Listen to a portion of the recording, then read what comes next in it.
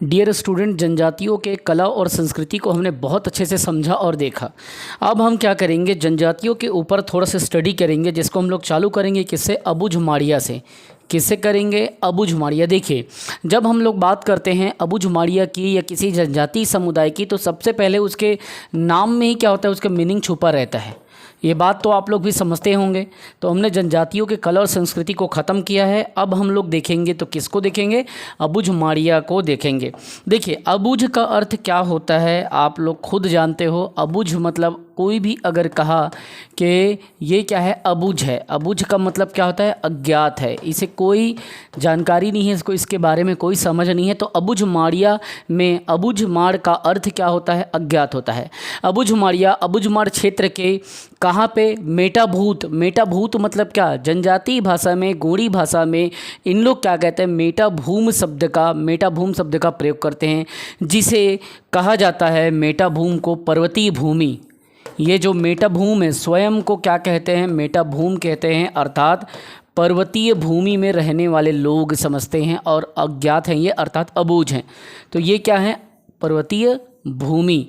जब भी ये शब्द आएगा मेटाभूम शब्द, तो आप समझ लेना पर्वतीय भूमि मतलब मेटाभूम अर्थात क्या होता है, माड़िया। माड़िया अबुझ माड़िया कुछ नहीं आता। और हम कहाँ रहते हैं, तो पर्वतीय भूमि में अर्थात मेटाभूम में रहते हैं, और स्वयं को मेटा कोयतोर कहते हैं, अर्थात मेटा कोयतोर। कोयतोर मतलब क्या होता है, पर्वत का निवासी। अर्थात अगर हम इन दोनों शब्दों को, मेटाभूम और कोयतोर, दोनों को अगर मिला दिए, अगर हम दोनों को मिक्स कर देते हैं, कोयतोर या कोयतूर दोनों एक ही है, तो मेटाभूम प्लस कोयतूर मतलब पर्वतीय भूमि में निवास करने वाला। समझ रहे हो, मतलब पर्वत में निवास करने वाला, इसका अर्थ क्या निकल रहा है, पर्वतीय भूमि में निवास करने वाला। तो अबुझमाड़िया स्वयं को क्या कहता है, मेटाभूम अर्थात मेटा कोयतोर कहता है, जिसका मतलब पर्वतीय भूमि का निवासी होता है।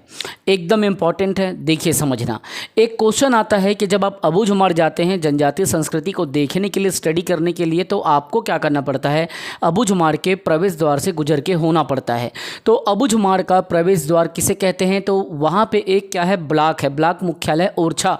ओरछा को अबुझमाड़ का प्रवेश द्वार कहते हैं। इस बात को बिल्कुल भूलना मत, क्योंकि इसको पूछा जाता है, ओरछा को क्या कहा जाएगा, तो अबुझमाड़ का क्या कहते हैं, प्रवेश द्वार कहते हैं। ठीक है, तो बिना इसको आप प्रवेश किए नहीं जा सकते अबुझमाड़ में। और पहले तो ऐसी होती थी, आज से 20 से 40 साल पहले वहाँ जाने के लिए लोकल लोगों की ज़रूरत पड़ती थी। आज तो आप नारायणपुर में जाकर के किसी कैसे भी करके पता करके घूम सकते हो, इतना डेवलपमेंट हो चुका है। तो ये चीज़ हो गया। याद रखेंगे इनकी बोली क्या है, इनकी बोली द्रविड़ भाषा शैली की माड़ी बोली बोलते हैं। इन लोग क्या बोलते हैं, इन लोग माड़ी बोली बोलते हैं। अगर आपसे पूछा जाए कि इनकी बोली किस शैली में आता है, तो अब बताना कि इन लोग द्रविड़ भाषा शैली में आते हैं, अर्थात इन लोग क्या बोलते हैं, तो माड़ी बोली बोलते हैं। अबुझमाड़िया जनजाति में गोड़ी बोली का स्थानीय स्वरूप ही माड़ी बोली है। याद रखेंगे, जो गोड़ी बोली है उसी का स्थानीय स्वरूप मतलब लोकल लेवल में जो इन लोग गोड़ी बोलते हैं वही माड़ी कहलाता है। ठीक है, तो इन लोग क्या करते हैं, जो गोड़ी बोलते हैं, ठीक है, इन लोग भी गोंड जनजाति में आते हैं। तो जो गोड़ी बोली बोलते हैं, तो गोड़ी बोली का जो लोकल फॉर्म है, लोकल स्वरूप है, या लोकल फॉर्म जो है, तो लोकल स्वरूप क्या है, यही है माड़ी बोली। और ये क्या है, द्रविड़ भाषा में माड़ी बोली आता है। तो इतनी बातें, बेसिक इंट्रोडक्शन आपको समझ में आ गई होगी। आगे बढ़, मैं पहले ही पिछले की क्लास में आपको बताया हूँ कि अबुझमाड़िया इन लोग क्या करते हैं, नृत्य की जब बात आती है, किसकी, नृत्य की बात आती है, तो काकसाड़ का आप लोग नाम सुने हो, इसके बारे में बहुत बता चुका हूँ। और कोकटी घोड़ा के बारे में भी बता चुका हूँ। ये सब नृत्य के बारे में आप नृत्य के सेक्शन में जा कर के देख सकते हैं, ये जानकारी मैंने दे दिया है। इनमें क्या विवाह चलता है ये भी बताया हूँ। विधेर विवाह मतलब क्या होता है, जब बात विवाह की आती है तो घर से भागते हैं जब युवक युवतियाँ, तो घर से भागने वाले जब विवाह को इनमें प्रचलित है, तो ये क्या कहलाता है, तो ये बिथेर कहलाता है। ठीक है, बिथेर विवाह कहलाता है, और इस समाज में इसको मान्यता भी है। कई जगह बिधेर शब्द का प्रयोग हुआ है, कई जगह बिथेर हुआ है, दोनों एक है। आप इसे बिधेर भी पढ़ सकते हो और बिथेर भी पढ़ सकते हो, तो बिधेर लिख लेना ज़्यादा बेहतर होगा। और इन लोग क्या करते हैं, घर में घुस के, मतलब इसको क्या है, घुसपैठ विवाह भी कहते हैं। तो विवाह में एक बिथेर हो गया, दूसरा घुसपैठ विवाह हो गया, जिसमें घर में क्या है, घुस जाती है लड़की, जाके घर में घुस जाती है, घर में प्रवेश कर जाती है, ठीक है, घर में जबरन अपनी मर्जी से। तो ये घुसपैठ विवाह, और इसी घुसपैठ विवाह को ओडियता विवाह भी कहते हैं। क्या कहते हैं, तो ओडियता विवाह भी कहते हैं। तो इन समाज में ये विवाह भी चलता है। एक बात याद रखना, इसमें लमसेना विवाह को क्या कहा जाता है, लमसेना विवाह को लामड़े विवाह भी कहते हैं। और आपको मैं पहले ही बता चुका हूँ कि लमसेना विवाह क्या होता है। याद रखना, खेती की जब बात आती है, कृषि की बात आती है, तो अबू जुमाड़िया क्या पेद्दा खेती करते हैं। क्या करते हैं, पेद्दा खेती करते हैं। जबकि जो माड़िया जनजाति है, ये तो हो गया अबू जुमाड़िया का, है ना। आपको मैं एक होमवर्क यहाँ पे दे रहा हूँ, आपको ये बताना है कि ये जो कृषि करते हैं, पेद्दा कृषि, ये कहाँ पे करते हैं, ढलान पे करते हैं, कहाँ पे करते हैं, मैदान पे करते हैं। और कृषि भूमि को क्या कहते हैं, चलो मैं ही बता देता हूँ। इन लोग क्या करते हैं, जो पेद्दा खेती करते हैं ना, इन लोग ढलान पे करते हैं। कहाँ पे करते हैं, ढलान पे। और याद रखना, जहाँ पे खेती करते हैं उस जगह को, उस भूमि को कघई कहते हैं। क्या कहते हैं, कघई कहते हैं, ठीक है। तो ये तीन बातें याद रखना, खेती पेद्दा ढलान पे करते हैं, जिसको कघई खेती कहते हैं, ठीक। अब पर्व के बारे में एक क्वेश्चन बहुत ज़्यादा पूछा जाता है कि इन लोग कौन सा पर्व मनाते हैं। तो पर्व में याद रखेंगे कांडाबरा, ये जो पर्व है, ये क्या है, पुष्प विवाह है। क्या है, पुष्प विवाह है, जिसमें कौमार्य संस्कार मनाया जाता है, ठीक है। कौमार्य संस्कार है ये, तो याद रखना कौमार्य संस्कार के बारे में, जो कि एक पर्व है और इसी में चलता है। इसमें आपको ये भी याद रखना है, इन लोग क्या करते हैं, जब त्यौहार मनाते हैं, कक्साड़ का नृत्य भी करते हैं और पर्व भी मनाते हैं। तो कक्साड़ जब त्यौहार मनाते हैं तो अपने गोत्र देव की पूजा करते हैं, ठीक है। इतना आपको समझना पड़ेगा। और एक बात याद रखना, जब किसी की मौत हो जाती है तो मृत्यु पर इन लोग क्या, लकड़ी का खंभा उनकी याद में गड़ाते हैं। तो मौत होने पर, मृत्यु होने पर, जब कभी भी मृत्यु हो जाती है तो जो लकड़ी का स्तंभ इन लोग गाड़ते हैं, उसको क्या कहते हैं, जब इन लोग लकड़ी के स्तंभ लगाते हैं, उसको, इसी को कहते हैं हनाल, गट्या या गट्टा, दोनों आप बोल सकते हो, गट्टा भी बोलते हैं और गट्या भी कहते हैं, ठीक है। तो ये क्वेश्चन में पूछा गया है कि मृत्यु होने पर जो स्तंभ गाड़ते हैं उसे क्या कहते हैं, लकड़ी के खंभे को, तो हनाल गट्या। और कई स्थानों पर इसी हनाल को क्या कहा गया है, अनाल गट्या। एग्ज़ाम में आएगा, दोनों सही है, कोई गलत नहीं है, ठीक है। ये सब जानते हो कि मैं जब भी कोई चीज़ को पढ़ाता हूँ तो मैं क्या करता हूँ, वृहद इन्फॉर्मेशन के साथ आपको डील कराता हूँ। ये चीज़ वही चीज़ है, अनाल गट्या या हनाल गट्या एक ही मतलब है। याद रखना, इनके समाज में तुम्बा का विशेष महत्व होता है। याद रखना, पूछा गया था एक बार कि तुम्बा का विशेष महत्व किस जनजाति पे है, तो तुम्बा का विशेष महत्व इसी आपके अबू जुमाड़िया जनजाति में तुम्बा का फल, तुम्बा फल का पूजा पाठ करते हैं। देवी की स्थापना होती है तो भी उसकी पूजा पाठ करते हैं, उसको लेके जाते हैं और उसमें अपने अनुष्ठानिक कार्य को निपटाते हैं। याद रखेंगे, जहाँ पे एक गाँव होता है इनका, वहाँ पे एक देवी होती है जिनका पूजा करते हैं। तो ग्राम स्तर पर तलोक देवी की पूजा करते हैं, ग्राम की रक्षा करने के लिए।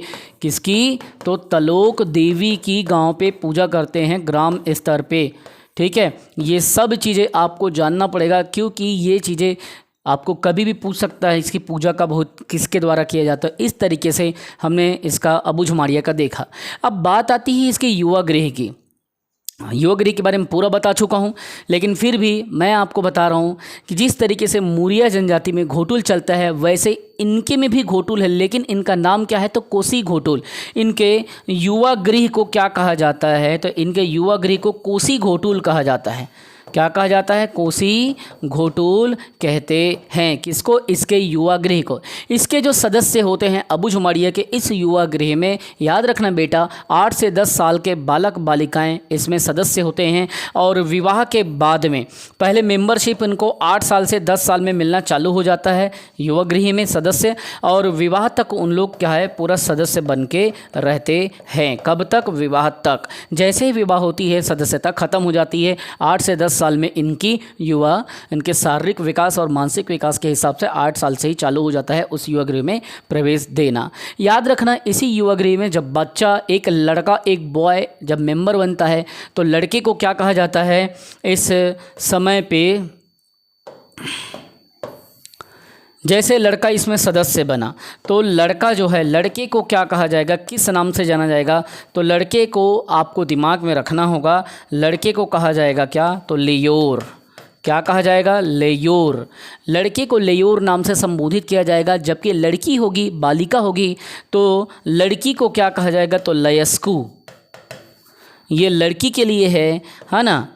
और ऊपर में जो मैंने बताया वो किसके लिए है? लड़के के लिए है युवा गृह में। और एक बात याद रखना, जो सहयोग करने वाला पुरुष होता है युवा गृह में वो कोटवार कहलाता है, और जो महिला है सहयोग करने वाली वो कोटवारिन कहलाती है। और याद रखेंगे एक बात को आप लोगों को, इस जो युवा गृह में इसमें क्या मनोरंजन को सिखाया जाता है, सामाजिक शिक्षा दीक्षा को, और जीवन साथी को चुनने में प्रशिक्षण, ट्रेनिंग इत्यादि सब यहाँ पे मिलता है।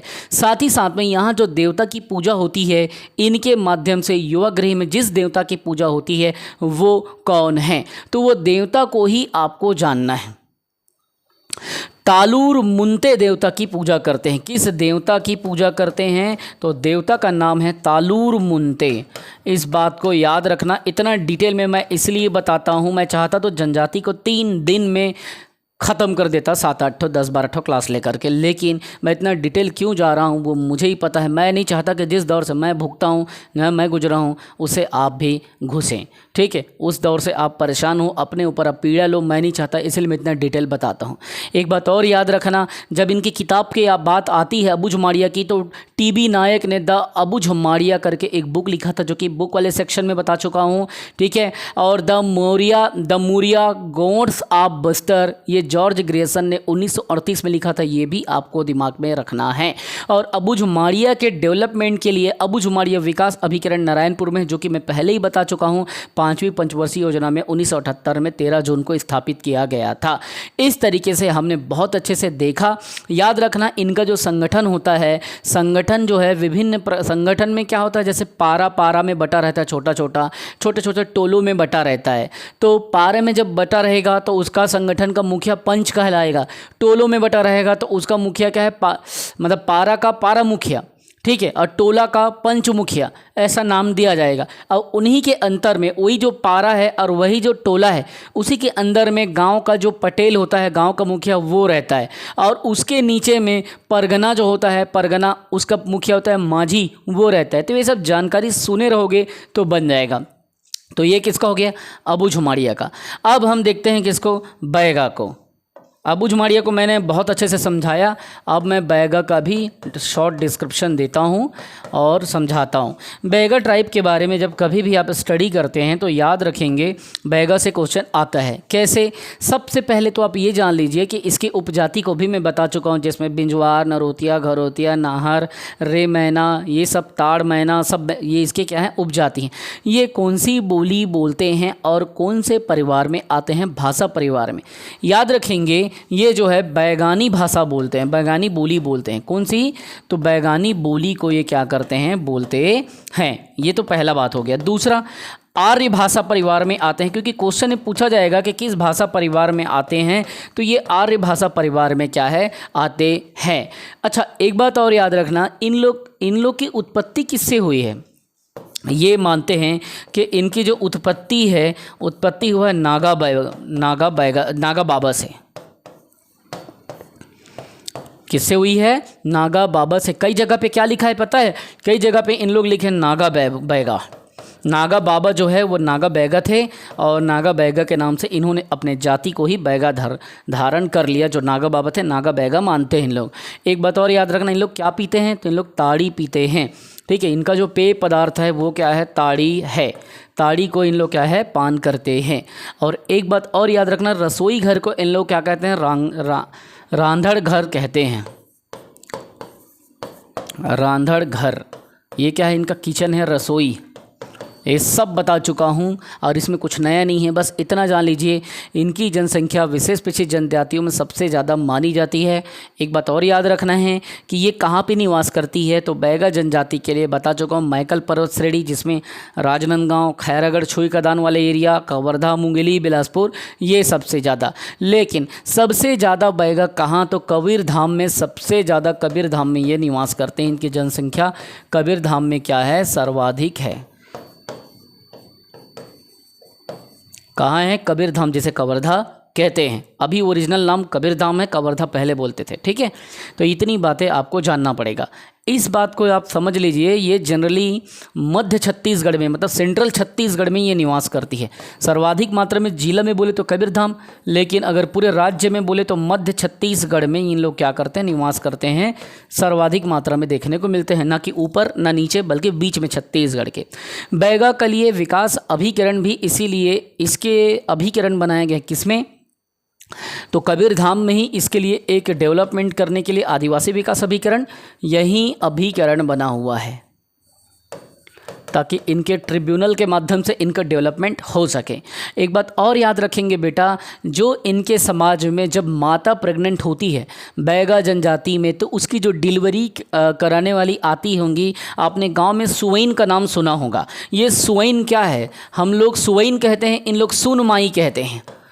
क्या कहते हैं, इन लोग सुनमाई कराते हैं। और ये सुनमाई क्या कराती, बैगा माताओं का प्रसव कराती है, बच्चे को ये जन्म दिलाती हैं, और बच्चे का नाल को माता के गर्भ से काट के ज़मीन में दफना दिया जाता है।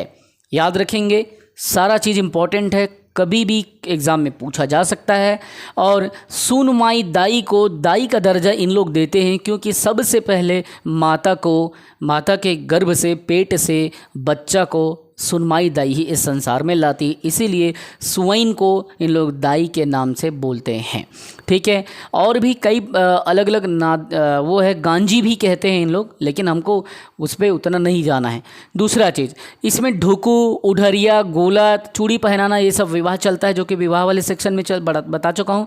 और जब इन लोग पुनर्विवाह करते हैं तो वो क्या कहलाता है, वो पुनर्विवाह को खड़ूनी कहते हैं। तो ये खड़ूनी कहलाता है। पुनर्विवाह क्या कहलाता है, तो खड़ूनी कहलाता है। अच्छा, एक बात और आपको दिमाग में रखना है कि कभी भी इनमें मृत्यु जब होता है, तो मृतक संस्कार का जब काम चलते रहता है, उस समय मृत्यु के बाद इन लोग क्या करते हैं, शुद्धिकरण संस्कार को अपनाते हैं, और उसे मादी कहा जाता है। क्या कहा जाता है, मादी संस्कार कहा जाता है।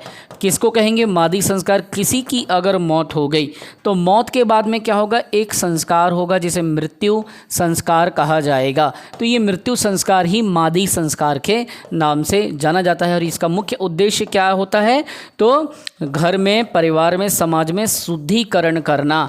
तो मादी संस्कार किया जाता है बैगाओं में। ठीक है, और एक बात याद रखना, बैगा जनजाति ही वो जनजाति है जो छत्तीसगढ़ के गोड़ों के पुजारी अर्थात पंडित अर्थात बैगा अर्थात पुरोहित होते हैं। किसके, तो गोड़ों के ये क्या होते हैं, पुजारी का काम करते हैं। जैसे आप लोग भी ब्राह्मण लोगों को बुलाते हो, वैसे ही इन लोग क्या है, बैगा को बुलाते हैं। तो ये इनके पुजारी या पुरोहित का काम करते हैं। और ये कौन से खेती करते हैं, तो ये जो खेती करते हैं ये बेवार या बेवरा कृषि करते हैं। कौन सी कृषि करते हैं, तो ये बेवार खेती करते हैं, जिसे बेवरा भी कहते हैं। क्या कहते हैं, बेवरा खेती कहते हैं। ये सब चीज़ें आपको जानना है, रिवीजन करोगे तभी बनेगा, और इसका कोई दूसरा ऑप्शन नहीं है। और बैगा जनजाति को गोदना प्रिय जनजाति, पूरे विश्व में सबसे ज़्यादा गोदना को पसंद यही करते हैं, है ना। झेला गोदना इन लोगों में चलता है, जो कि मैं पहले ही बता चुका हूँ, है ना। और इसमें देखो कुछ चीज़ें आप लोगों को समझना पड़ेगा। जब बात इनकी पूजा पाठ की आती है ना, तो बूढ़ा देव बूढ़ी माई की इन लोग पूजा करते हैं। और क्या मानते हैं पता है कि बूढ़ा देव बूढ़ी देव हमारे पूर्वजों की देवता है, और ये इतने शुरू से हमारे देवता हैं। तो ये कहाँ रहते हैं? इन लोग साल के पेड़ में रहते हैं, और साल वृक्ष की भी इन लोग इसीलिए बहुत ज़्यादा पूजा पाठ करते हैं क्योंकि उसमें बूढ़ा देव बूढ़ी देव रहते हैं। तो देवता के लिए इसमें क्या है, कुछ मान्यताएं हैं। देवताओं हेतु क्या है, कुछ परंपरा है, कुछ इनके मान्यता हैं, कुछ एक प्रकार के इनके अपने नियम हैं।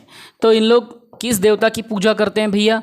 इन लोग जैसे कि बूढ़ा देव बूढ़ी माई इसकी करते हैं ना, तो यही सबको आपको एग्जाम में रखना है। बूढ़ा देव किस में निवास करते हैं, प्लस बूढ़ी दाई बूढ़ी माई ये किस में निवास करते हैं? तो ये क्या मानते हैं कि ये साल के वृक्ष में निवास करते हैं। किस में? साल के पेड़ में ये निवास करते हैं, ऐसा ये मानते हैं, ऐसा इनकी सोच है। क्यों? इन लोग ऐसी इज्जत देते हैं कि बूढ़ा देव बूढ़ी दाई साल के पेड़ में रहते हैं, हमारे देख रेख करते हैं, ऐसा करके इसीलिए साल के पेड़ का क्या करते हैं, विशेष महत्व है, पूजा करते हैं लोग साल के वृक्ष का।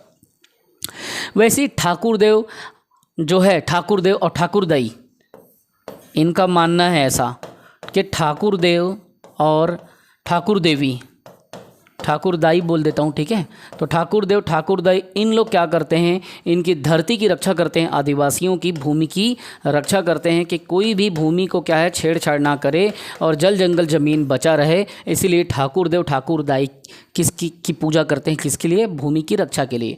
वैसे ही दुल्हा देव को की बहुत ज़्यादा मान्यता है इनके समाज में। दुल्हा देव मतलब भगवान शंकर को बोलते हैं इन लोग। तो दुल्हा देव दुल्हीन देवी इन लोग बीमारी से रक्षा करते हैं। तो याद रखेंगे आप कि शंकर पार्वती को भी इन लोग दुल्हा देव मानते हैं। तो वो दुल्हा देव और दुल्हीन देवी, ठीक है, इन लोग क्या करते हैं, बीमारियों से बचाते हैं, डिसीज़ से बचाते हैं, ऐसा इनकी मान्यता है कि बीमारियों से क्या करते हैं, रक्षा करते हैं। ठीक है, तो इस तरीके से हमने देवताओं के बारे में भी बहुत अच्छे से याद किया, देखा। और याद रखेंगे जब बात बैगा की आती है तो ये कर्मा नित्य, बिल्मा नित्य और शैला नित्य, फाग नित्य, परघनी नित्य, झटपट नित्य, दशहरा के अवसर पे झटपट नित्य को मनाते हैं भैया। तो इतना सारा कुछ मैंने आपको बताया है, जिसमें मैंने अबू झमाड़िया, बैगा, 2 विषय पीछे जनजाति का एकदम डिटेल कराया। 1-2 चीज़ और बताऊंगा, आप लोग तो पानी पी लेते हो, पानी मैं भी पी लूँ, है ना। तो इसमें क्या है, जैसे इनके ऊपर में कुछ किताबें लिखी गई हैं, जिसमें 2 किताबें बहुत ज़्यादा पूछा जाता है। वेरियर एल्विन ने बुक लिखा था द बैगास, और बैगाओं के पूरे ट्रेंड के बारे में उन्होंने बताया था वेरियर एल्विन ने। तो बैगास को आप क्या करो, याद रख लेना किसने लिखा था, वेरियर एल्विन ने, किताब वाले सेक्शन में बता चुका हूँ। वैसे ही दयाशंकर नाग ने द ट्राइबल इकोनॉमी के बारे में लिखा था, और ट्राइबल इकोनॉमी में सारा चीज़ बताया था। तो इस तरीके से आज हमने 2 विशेष पिछड़ी जनजाति का पूरा ख़त्म किया, अबू झमाड़िया को और बैगा को। अब मैं आपको कल आगे बताऊंगा, और उसके बाद में बहुत डिटेल में ऐसे पढ़ाऊंगा। याद रखो, जितना बता रहा हूँ उसको अच्छे से रिवीजन करो, सारा यहीं से आएगा, अलग से कुछ नहीं आएगा। और सब चीज़ किताब में दिया है, लेकिन किताब के चक्कर में ना फंसो। यहाँ से जो दीपक सर आपके पढ़ा रहे हैं उसको पढ़ो, क्योंकि यहाँ से रिविज़न करो। हमारे जितने भी अनुभव हैं, हमने जितने भी गलतियाँ की हैं, सबको सुधार के यहाँ पे हमने आपके बीच रखा। हम नहीं चाहते कि आप गलती करो, समझ रहे हो, हम नहीं चाहते कि आप मिस्टेक करो, आपसे तथ्यों में क्या हो, हेर फेर हो। इसलिए हम जो बता रहे हैं उसको आप अच्छे से रिवीजन करो, उसको अच्छे से आप लेके चलो। और याद रखेंगे, एप्लीकेशन में कभी भी स्क्रीनशॉट मारने की कोशिश मत करना। एप्लीकेशन को ऐसा डिज़ाइन कराया गया है कि आपको वो ब्लॉक कर देगा, और फिर बाद में फिर वो अनब्लॉक नहीं होगा। तो सोच समझ के काम करो, चोरी लुका वाला काम मत करो, अच्छे से पढ़ो, मन लगा कर रिवीजन करो। अंत में एक बात यही कहूँगा, जो रिवीजन करेगा, जैसा कि हर क्लास में बताता हूँ, वो आगे बढ़ेगा। कि अपने आप पे तब भरोसा रखो कि याद रखो बेटा, सपने आपके हैं, काम आपको करना पड़ेगा, मंजिल आपकी है, चलना आपको पड़ेगा। कोई और आकर के नहीं लिखेगा। मैं तो एक मार्गदर्शक हूँ। मुझ पे दोष दोगे, या अपने आप के किसी माँ बाप को दोष दोगे, किस्मत को दोष दोगे, जाति को दोष दोगे, कास्ट को दोष दोगे, या आपकी बेरोजगारी को दोष दोगे, तो आपसे बड़ा कमज़ोर इस दुनिया में कोई नहीं। हम भी कभी उस दौर से गुजरे हैं, 8 साल 10 साल रगड़ के पढ़े हैं, तब जाके इस लायक हुए हैं कि आज हज़ारों युवाओं को, 5000 स्टूडेंट्स को पढ़ाने की ताकत रखते हैं। तो पढ़ो ऐसा कि पढ़ा सको, जान लगा दो और पीछे मत हटो। याद रखना, जो क्वेश्चन तुमसे नहीं बनेगा वो घंटा किसी और से नहीं बनेगा, और जो तुमसे बनेगा वो सबसे बनेगा, ये सोच के चलो। ठीक है, इसीलिए भले कठिन क्वेश्चन छूट जाए, लेकिन सरल क्वेश्चन को मत बिगाड़ो। जय हिंद, वंदे मातरम। पढ़ते रहें, बढ़ते रहें।